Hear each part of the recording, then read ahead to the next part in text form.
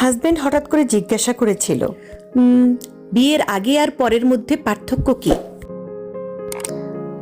তখন আমি বলেছিলাম, বিয়ের আগে ছিলাম বাবার বাড়ির মেয়ে, আর এখন হয়েছে শ্বশুরবাড়ির বৌমা।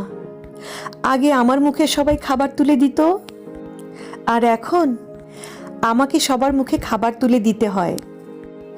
আগে একটু ব্যথা পেলে চিল্লাচিল্লি করে সারা বাড়ি মাথায় তুলে ফেলতাম, আর এখন অনেক ব্যথা পেলেও একটা শব্দ করি না।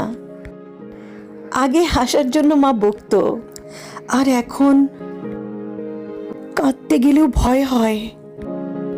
আগে একটু মন খারাপ হলেই মা বুঝে ফেলতো, কিন্তু এখন ভেতরটা চুরমার হয়ে গেলেও কেউ টের পায় না। আগে ভাবতাম বাইরের জগৎটা অনেক শান্তির, কিন্তু এখন